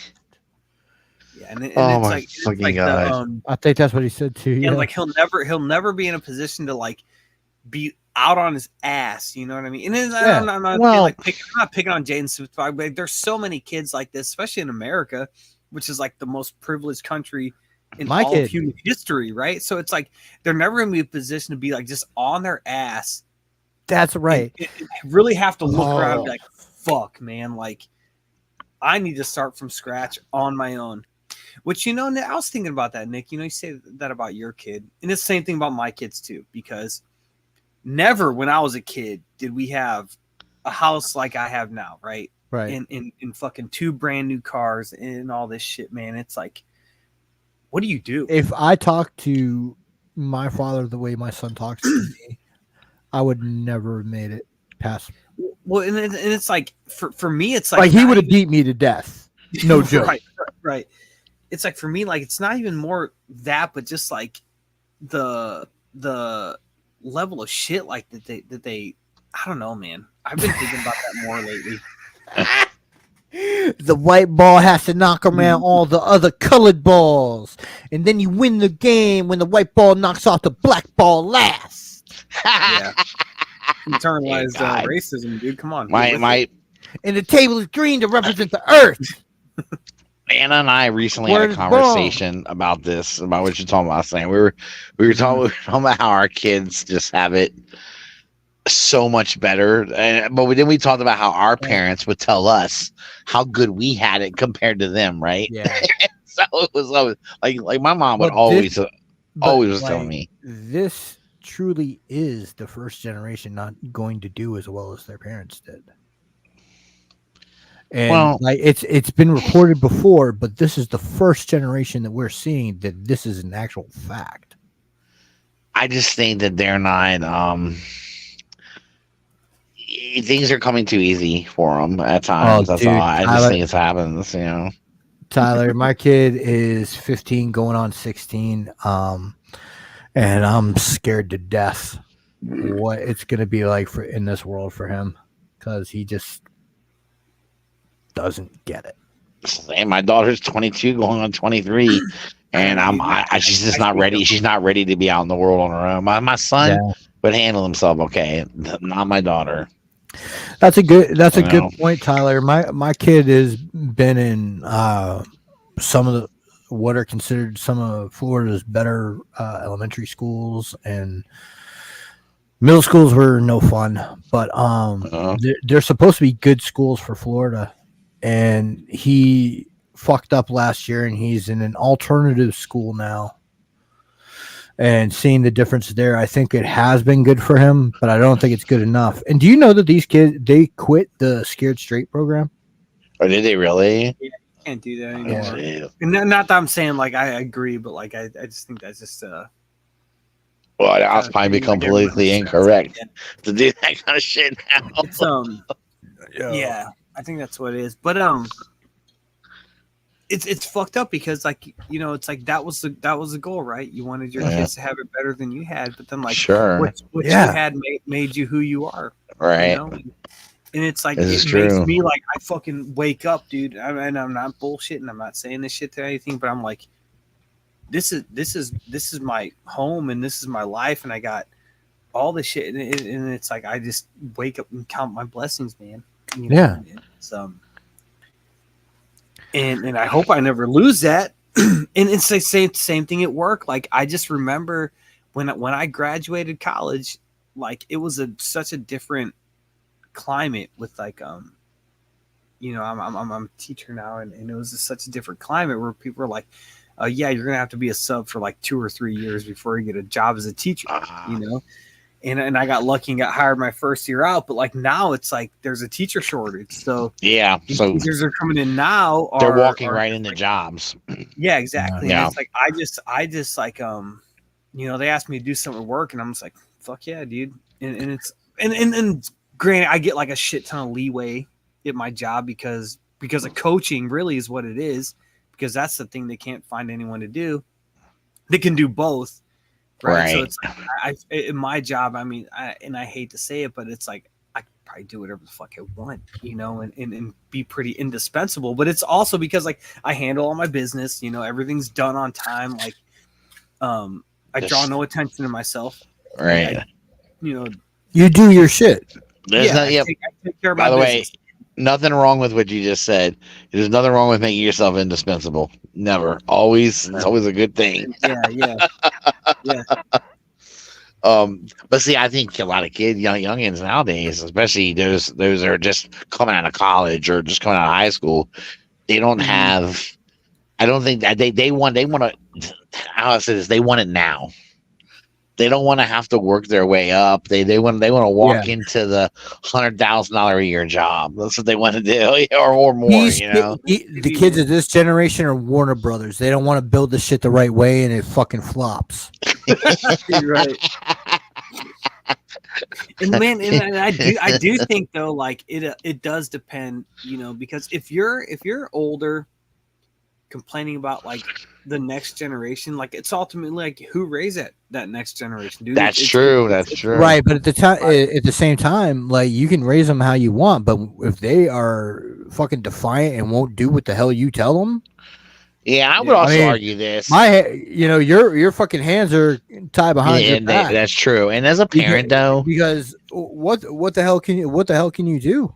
Like for instance, you can't beat the shit out of them anymore. You guys, my kids are both grown. If you have that kid that is completely oppositionally defiant, will not do what you say, and is a danger at home, you don't have many options. No. And that's what I was saying. You guys are both of you have younger kids, and I mean, and your kids are getting older, but it's you're in those positions where there's you raise them the best you can, but society also is going to play a fucking hand in that, and it's going to teach those kids are going to learn the wrong shit because that's how it is right now, and then they're going to learn it, and I don't even know if it's wrong because it to me it's wrong, but it's how the world is. Young people do get a lot of stuff handed to them nowadays. I mean, there's a lot of shit. It happens. Just get kind of passed along. Yeah, it's just going to keep. Yeah. So I mean,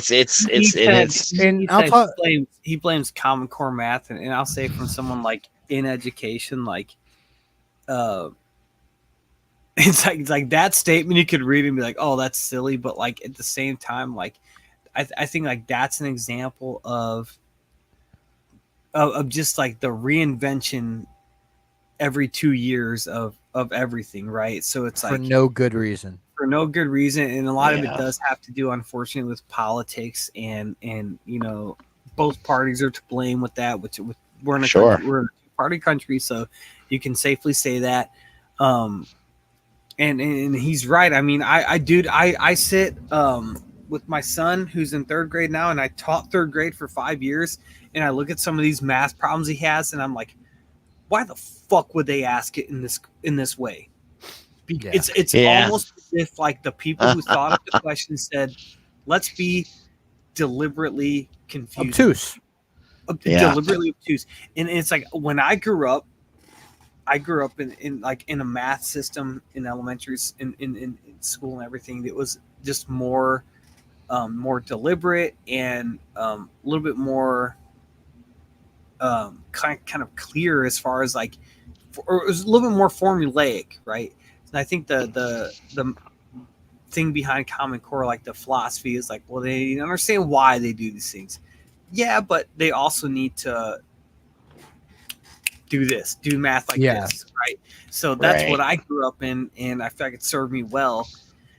And my son's like getting like 50% on an assignment because it's like the problem was 4 times 3, but he did 3 times 4, got the same answer, but like he did the and not only that, like if you don't do when Common Core was going on down here in Florida, if you didn't work the problem out in the Common Core method, you would fail. Yeah. And like that's what you're graded on, which is like to me, antithetical of like how things should go, because it's like if you figure it out in your own way, that's great, and you should be rewarded for that.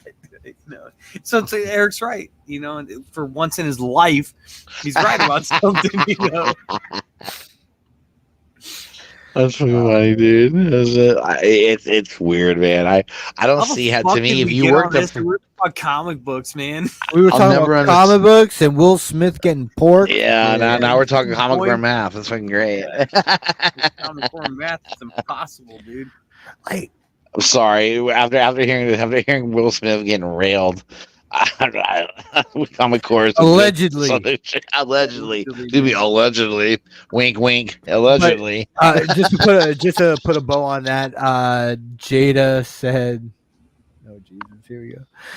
10 minus 3. Let's add 7 to the 3 to make it 10. Then dive the 10 and add the 2 minus 1." And multiplication was even worse because you would have to divide the integer pairs into like branching like tables. Don't even say those words to me. Oh, my head. But to put a little bow on the Will Smith story, Jada said on the Breakfast Club and an interview she did with People that she and will be suing Brother Bilal. And see, that's the lose, man. And again, that's the rich person thing to do too. Somebody says something about you, even if it's not true, that what you're gonna go out and sue them into a non-existence, I guess. Okay, good luck. Bilal doesn't have much to lose. He was killing his ass. Yeah, you think he's killing his ass. I don't know how Will was taking that. That's not. That's. I will show you this video after we get off air. That's funny. That's such a Donald Trump way of doing things, too. So I'll sue you. I'll sue you. Sorry, I just got political. My bad. I'm sorry. No, don't worry about it. Oh my God, dude, we talk about what the fuck we want on this show. That's so funny, dude. But I could see it. I was never railed. I did the railing. It was the biggest railing. You know what? Honestly, I could see him saying that. I could totally see him saying that. Just to correct. Never mind the fact that you were engaged in what you were engaged in. He would definitely say, "I did the railing. I wasn't getting around." You know he would. It's really crap, man. Holy shit! We have a plug in the Trump Amos, the greatest of plugs. It's a golden butt plug, straight from Mar-a-Lago. It does say made in China. I remember fucking the former Washington football team's owner, Dan Snyder, would he got pissed at this small paper in DC and he years ago about a story they wrote about him and his wife, and kind of about how they're how you know they're how you said the word philanthropists, they're all about the charity work and stuff. Yeah. And they really were talking about how the story was basically about how the charity work was really for PR reasons and things like that, and it wasn't. So he sues them, files a lawsuit against them. He basically went to just sue them out of existence because they're a small tiny paper, barely running, have enough to keep running. And to his surprise, a whole bunch of people donated a bunch of money so they could pay their lawyers to defend them. Did you hear about did we talk about Scott McDaniel last week? I don't remember talking about Scott McDaniel. I don't remember that. Okay, is that his name? The fucking Raiders coach that got fucking canned? Used to be with the Patriots? Josh McDaniels. Josh McDaniels. Sorry. Yeah. I think we did talk about him a little bit. He's some of the shit that came out too, man. That's been coming out. I was like, are you fucking kidding me? What the hell? Yeah, who said don't talk about the Patriots like that? Yeah, don't ever talk about the Patriots like that. Don't ever talk about the Patriots like that. How are we supposed to talk about them? They did get their asses. They lost to the Giants. They lost. Dude, what are they? What are they? 2-8 right now? Yeah, well, I'll say one thing just real quick. And what is this? This is our 6th year doing this show. One of my biggest regrets is I was upstairs when Russ tried to say the word philanthropist and I couldn't make it. Dude, I cannot get that fucking word out of my mouth. I never can say it properly. No, but yeah, that Josh McDaniels sounds like a crazy person, man. Like in every way. Like if you just get shit canned like that. Yeah, but he like people are trying to defend him, and he got offended by what was said about the Patriots. I mean, you're riding with the Raiders. You're the Raiders coach, right? Now. Yeah. Don't be defending the Patriots. He's a stupid dude. What the fuck is wrong with you? They're in your conference, you dumb fuck. Yeah, really. You're gonna have to beat them if you're gonna at some time in your life. You're gonna. Although both teams kind of suck right now. I don't know who would win between that. Oh man. I know it's funny, man. There's something weird about that whole Belichick coaching. Yeah, coaches, man. That none of them do well. Really, I feel like with Belichick specifically, it's like I feel like every other week, it's like he's gonna go someplace else or he's gonna stay. He's getting a contract extension or something. In New England. Yeah. Right? So I heard that too. I think he just signed a contract. Yeah, he just signed an extension that makes him the highest paid coach ever. Yeah, and now all of New England is calling for his job. And I just don't get it. I'm like, dude, was that last week where they put Bailey Zappi in? Yeah. Big spike, and then they'll probably they're probably going to keep Bailey Zappi in too, because I'm a believer now that they're trying to throw the season. Mac Jones, yeah, just throw the season. But then it's like that was just like the ugliest fucking loss ever, man. Like it was terrible. Next year's draft, you're going to have at least 2 to 3, maybe even 4, like quality quarterback, My team just brought in Joe Flacco for workouts. Okay, dude. he like flew coach, and I'm not talking like dude like flew coach to get there, man. Like, it's funny, dude. Man, let me tell you, it's so bad for us. But we're 7-3, by the way. I think. Which was what it is 7-3 or 7-2, and dude, fucking that game against the Ravens, that was one of the best games I've seen all season, man. The irony, that's the good game, dude. That's the crazy irony. Game. The man that they gave a guaranteed contract, the biggest guaranteed contract ever in the NFL history, he's really way overpaid for what he's done for him. He gets hurt. He's out for the season now because he's in this shoulder surgery. And I believe they're going to probably be better off without him, which is really crazy. I can't leave it to the Browns to fuck up their way into a decent season. Playoff run and they'll fuck up their way into a playoff Joe appearance. Burrow's out for the season. Yep. Yeah, he's done too. They're kind of toast. The North is fucking wide open. Oh, it is now. That's for damn sure. Didn't just every season lose their first 4 games? It used to be. Yeah, man.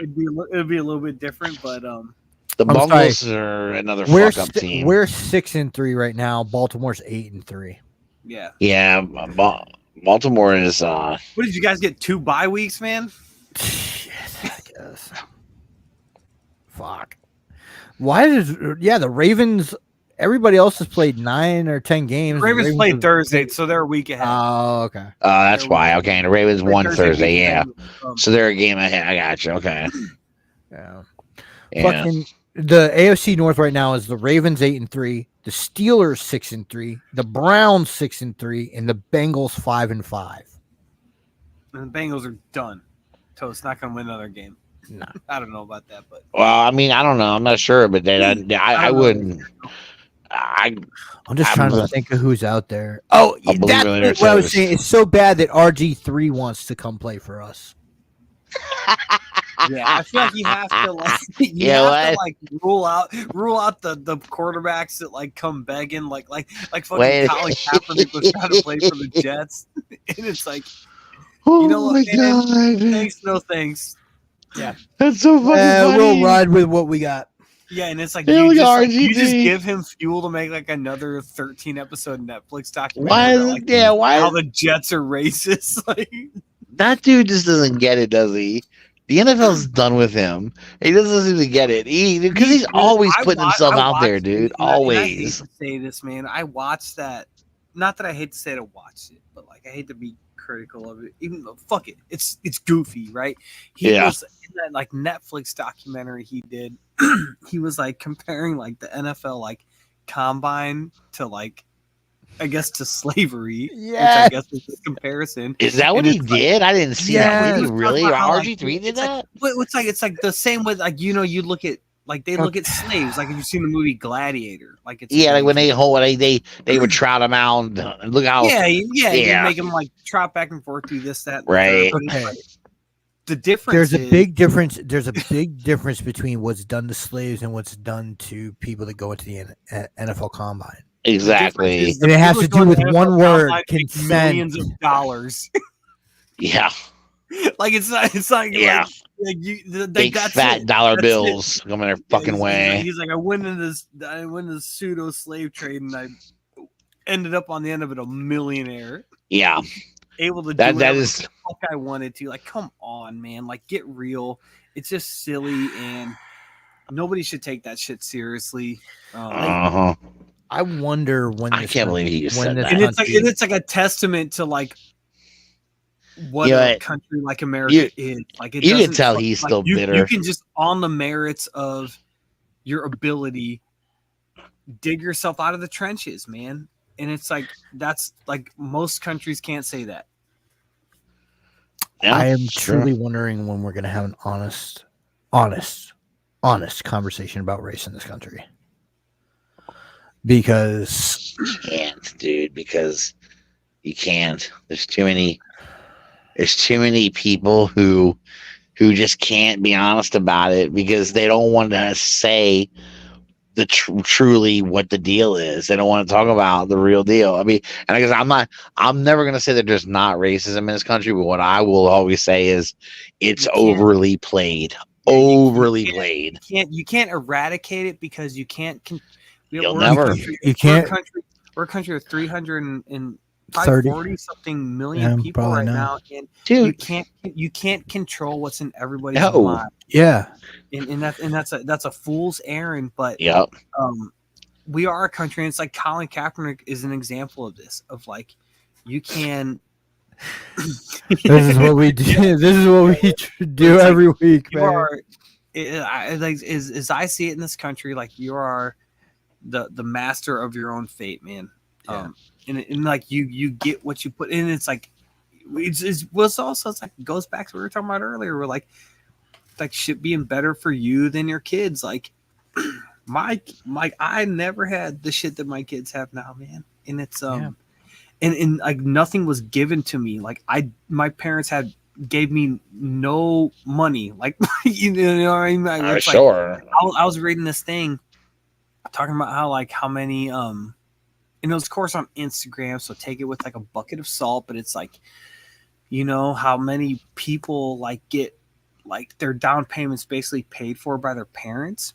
Yeah. And I'm looking at the comments and being like, oh, you know, like this, like, you know, these like white people or this and that. And I'm like, well, like my dad's white, my mom's Mexican.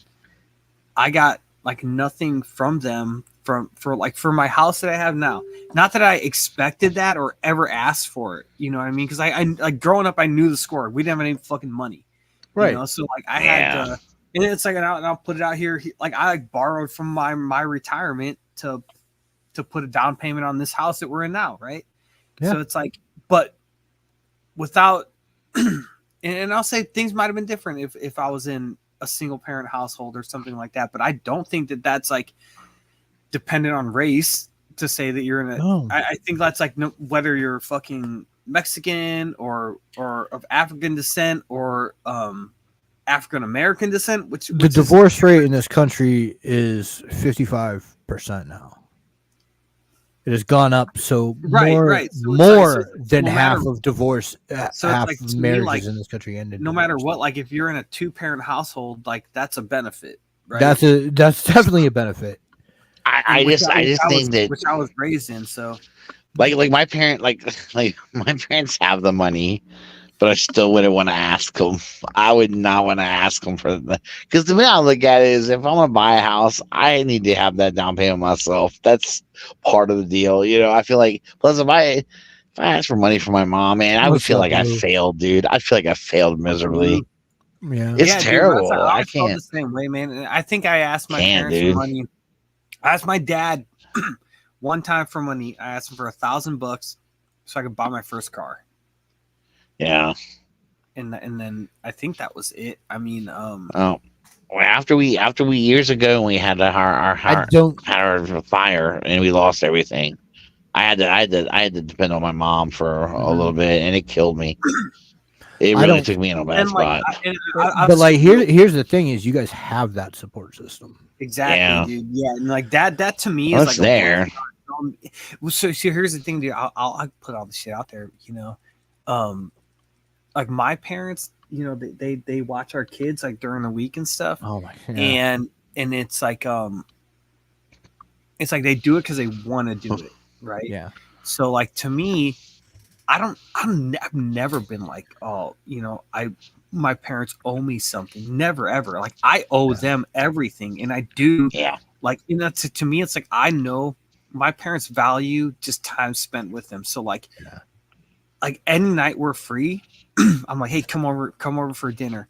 Come over and do this. It's not like I'll come over for dinner because I want you to watch my kids while we go to dinner. No, it's like we're all together, right? Yeah, right. It's like I always feel indebted to them, and I know that that's a blessing. It's like you know, Jackie, her mom, her dad's not alive, right? So like, when I get a text message from my dad. And it's some shit that we disagree with on politics. I know that we can talk about because we both love each other and we disagree, but my dad's also really smart. So, you know, we can have a good conversation about it. I'm like, fuck, dude, just to get a text message from my dad is a blessing, right? Yeah. Because I know my wife would give anything to have that, right? Yeah, so like, sure. that's always important to me. And then like her mom is just not like as involved with the kids, right? Yeah. And that's like that's just not what her interests are, and it sucks, but I'm in no place to judge because I'm a young man. I'm not in that place, but you know, with my parents, I'm like a lot of times they're like always around, you know, and it's like you know this and that, but I know it's a blessing. And the one time my father had an opportunity to see my son after my son was an infant, we went to Virginia on that trip to Reston for TFCon. Mm-hmm. We drove up, so on the way back, I hit 81 to go through Virginia so that I could stop. I stopped. I got a hotel room, I believe. No, yeah, we got a hotel room. Got Kate and Cal snacks. Went over to my dad's house. Told him that day. I said, "Hey, look, man, if you want to see the boy, you're gonna have to be sober. No ifs, ands, or buts. Yeah. You know, he's a dangerous man when he's not sober, and not just physically, you know, emotionally. And Yeah, sure. I don't need that on my kid. No, not at all. So I fucking he said, "Oh yeah, I'll be fine." Blah blah blah. Fucking called him the next day, and he was fucking blasted. So that's the kind of father I have. Besides the fact that he used to like to beat me bloody, bad enough that I couldn't go to school. Jesus Christ, dude. My mother used to like to choke me with extension cords. That was her thing. So I don't have use for either one of them. So I don't have that support system. You know what I mean? Yeah, my mom was rough, so, but she never did that. Like, Never choked and to go from there to Kate's parents. Well, her father and stepmother, who are two lovely, supportive, you know, people. I'm not used to it, and like I don't ask them for help with things because it's a foreign concept to me to be able to depend on somebody else for something that you need. I'm used to having to hustle for it and do what I need to do in order to make sure shit is, you know, it's very hard not to learn to lean on people like that for somebody like me. Yeah. That's it's understandable, which is why I say, like, for me, like, I'd never take that for granted, man, because I feel like I'm like sticking a middle finger in your face, right? Who does, or whenever my parents are, when I feel like they're doing too much or whatever, like I would never like turn that away because I know that's like, and like that's a blessing more than like any dollar amount could give me. Yeah. Right. So it's like I would never take that for granted, man. People's time.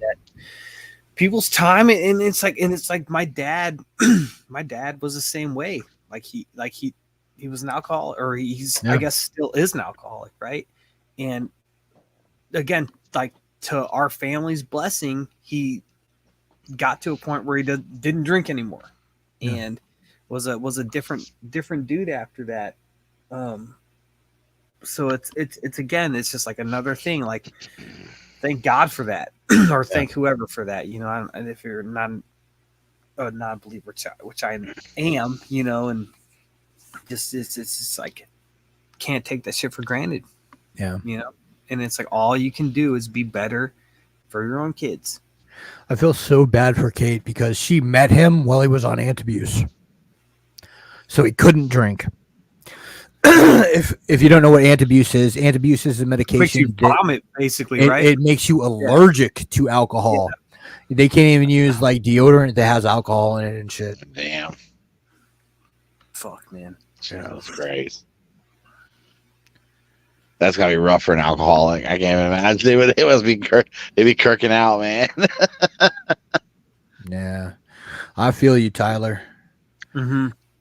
But dude, it's like that's one of the things where there's been times in my adult life more so where it's like Jackie's sisters have been better siblings to me than like my own blood Yeah, siblings.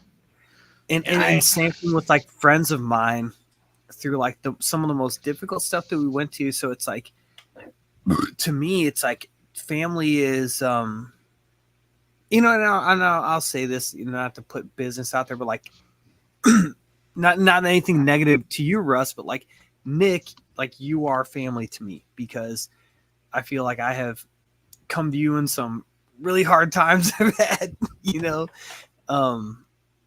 where I wouldn't, and I have a really hard time doing that. I'm the same way that you are, where it's like I don't want to ask anybody for help ever, because I feel like I'm the man of my house. I need to figure it out on my own. But yeah, it's hard, dude. But like I feel like I've gone to Nick with stuff, and it's hard to do. But like your family is like not just who's on your genealogy report or whatever. Like, and I've learned that and been grateful for that. Yeah, because I know like I've had people that not blood relatives that I've leaned on in these last 5 years or so. Without him, I wouldn't have fucking made it, dude. Like, I just know as combative as Anna's mom and Myra and me were toward each other at times. I do say it because she was just a typical mother-in-law and just got on my fucking nerves. But at the same time, there was a time when that woman was there for me. Mm-hmm. Yeah. For a lot of shit and actually kind of acted very mothering toward me and very nurturing when I needed it. And, I remember when I found my father, the private eyes I hired found my father. And I wanted to make contact with him. And so they reached out to him and he basically said he wanted nothing to do with me. They said, go tell that guy, go fuck himself. I don't want nothing to do with him, Dude, it hurt like a motherfucker. I was so upset about it. And they were there to, hold on to me when I cried about it. Because I did. I shed some tears. That was really a fucking sad moment for me. I was like, what the fuck? What did I do? I just want to meet the guy, I've had two friends of mine since I was 18. And they're the last two of our crew left. Yeah. That's another thing about, this shit is like we were talking about support systems, and like at this age now we're starting to lose those people that aren't blood relatives that we consider family. Right. True. And especially with that fucking pandemic, man, that fucking knocked shit way out of the loop. Almost everybody in the world, really in the world, maybe that's probably got touched by that shit in some way. I know I did. I said, my father is an alcoholic and not a very nice person. And like, for how old he was and the group that he hung out with, like his friends didn't die off like this. It's insane to me. Like, I have lost so many people since the start of COVID. And it's just been insane. I've seen nothing like it. And like looking at I was talking to my uncle about it the other day, because he's around my dad's age, and I was like, Uncle Keith, like, I've lost so many friends so recently, and he's like, yeah, I haven't seen anything like it either. And like, there's so much tragedy up there, like people dying of motorcycle accidents and everything. Because both my uncle and my father were mechanics, so they knew a lot of the same people. Right. But like, yeah, it's insane. There's something crazy. Like, our generation is dying off through. Yeah. It's one of those things like it just only is gonna get worse like as we get older. Yeah, and I'm like younger than you guys, but still, like that's just gonna be it's like, it sucks to say it, but it's like almost something we have to like almost get used to. Yeah. Like I've had loss before and it's affected me, but it's just been nuts. Like I don't know, like, my grandparents didn't go through it, my parents didn't go through it, so like, what is up with our generation? Just dying. Our generation lives lives wild and doesn't fuck around. I mean, look at some of the crazy shit. Look at X Games. Look at all the insane shit we made popular to do. You got to be a retard to do that stuff, man. What's wrong with us? To be even into it, you know. First time I had to pull this out all Banner, fucking Banner, please. Oh God. I'm sorry. I use the R word. I apologize. But Generation X. What can I say? I have a reasoned defense of the R word that I'll put in writing one day. And mine is I still use it in front of teachers and everything, and I just put the word mentally in front of it because that's what I'm talking about. Yeah, no, I just mental retardation is a thing. Yeah, no, I don't even mean it in that way. I just mean it in a way where I just think people are not right upstairs completely. It's like the F word slur. It's like the F word slur. It was completely different. It was completely different when we were growing up. It's all about intent. It's not a good thing to say right now. So I apologize. That's all right. We were talking about Will Smith getting railed in the ass. We were talking about there you go. I mean, at some point, if that's not our word, really worthy, I would say. We're up at an hour and 51 minutes, and we didn't cover anything we wanted to cover really this week. We talked about the comics. Yeah, but we'll get into some DC shit and some other shit next week. I figure we can go ahead and go out. They've already just put up a hangout link. Sweet. So we can go ahead and get in there too. It's like your first time watching the show. This is about what it is. Yeah. Get used to it. Yeah. Like if you don't like this show, sorry. It's not. It doesn't get much better. Yeah. Right. We're the scrubs of podcasting. Fucking A. As we say every week. Peace, love, and hair grease. We're out. Love y'all. Be good. Adios, guys. Bye.